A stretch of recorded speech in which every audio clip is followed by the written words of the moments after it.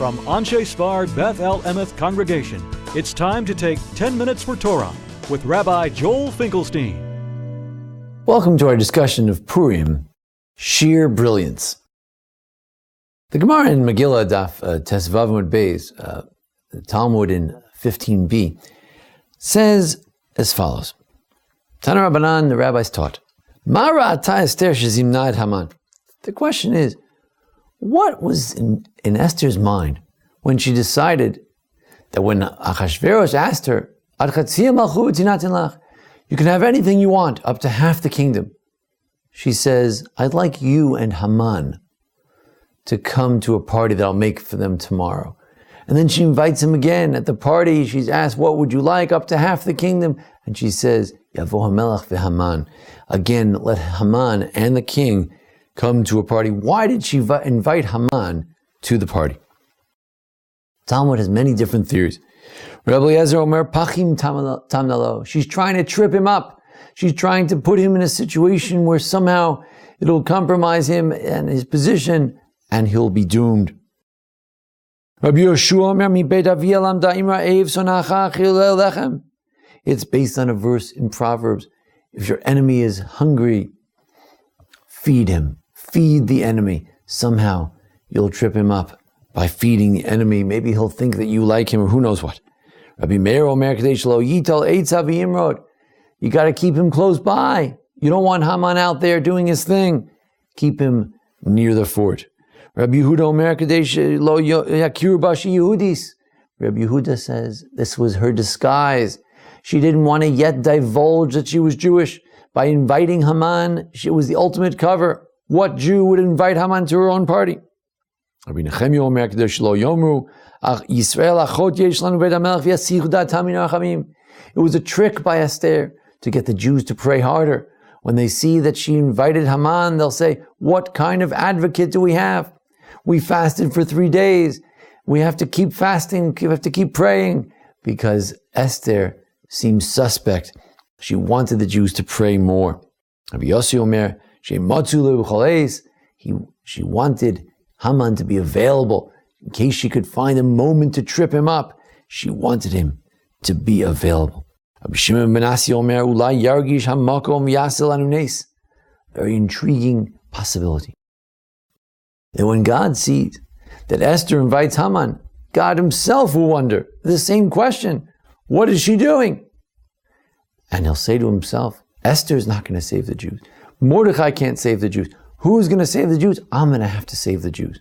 That's a strange answer, because God knows that Esther meant well, but very interesting nonetheless. Rabbi Yeshua ben Karcha Omer, ASBEE lo panim kshesh yareg hu v'hi. Lest you think that Esther is trying to play the safe route. Right? What do I want, king? Oh, come tomorrow. What do I want? Come again tomorrow. What's the problem? Well, someone's trying to kill my people. Who are those people? Lest you think that she's not a person who's willing to sacrifice herself. He says, no. She invited Haman so that Haman would think that she likes him, and as a result, they would be accused of infidelity, and both she and Haman would be killed.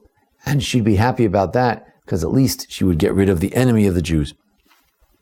Great act of self-sacrifice. Rabbi Gamliel Omer, Melech Pachan Haya. He's a king who's always changing his mind. 1 minute he likes the Jews, 1 minute he hates the Jews. She said, I better have that Haman right here.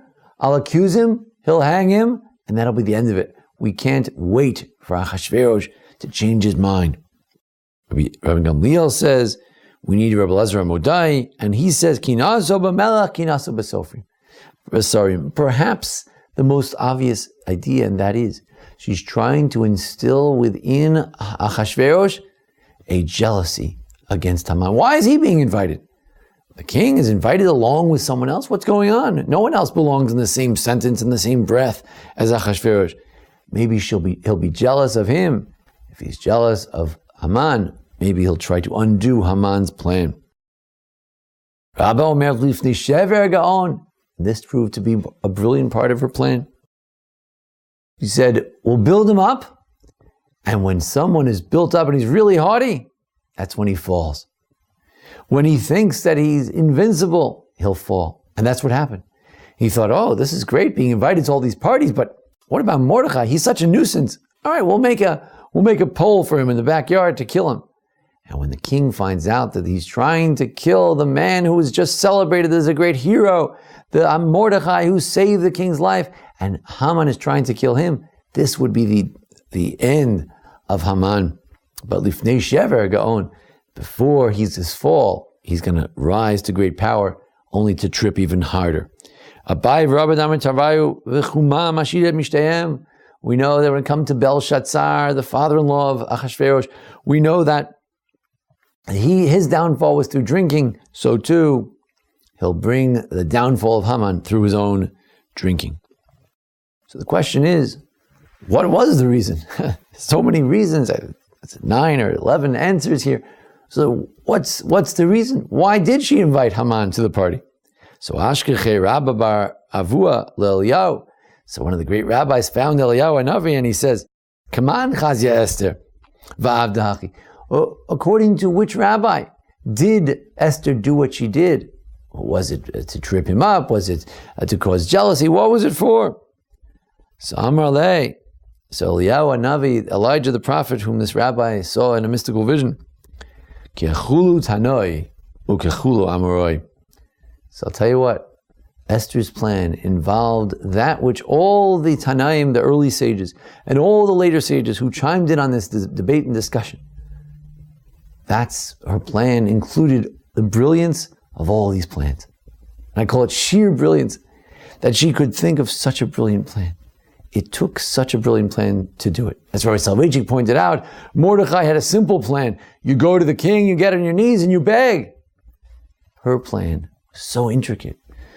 Her plan reflected someone who understood human psychology.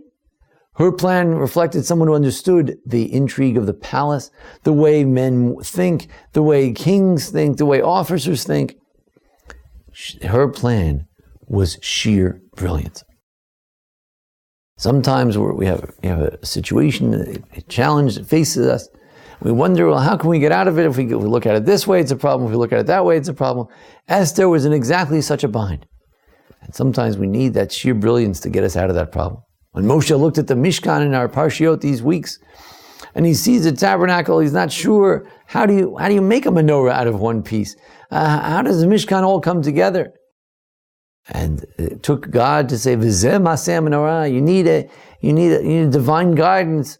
You need the help of a brilliant Bitzalel and Oliav at his side, Kol Chacham Lev, all kinds of different voices and different opinions, in order to solve certain intractable problems, certain difficult challenges, whether they architectural, social, political, or cultural. We need great guidance. Let us hope that God can give us that type of guidance, that we too can solve our problems with the multifaceted, multi-pronged attack that Esther thought of in her day, and hopefully so should it be in our day as well. Thank you for joining us here at the Anshe Sfar Bethel Emeth Congregation for our discussion of Purim and Esther's brilliance. You can look at the archives for past and future discussions of Purim as well. I want to thank Jason Lefkowitz for making today's presentation possible. And of course, throughout the year, we learn the Zecher Nishmas, memory of my father of blessed memory, Rabbi Baruch, Rabbi Chaim Shmuel. Yehi Zechro Baruch, may his memory be a blessing. Thank you for joining us. This has been 10 Minutes for Torah with Rabbi Joel Finkelstein.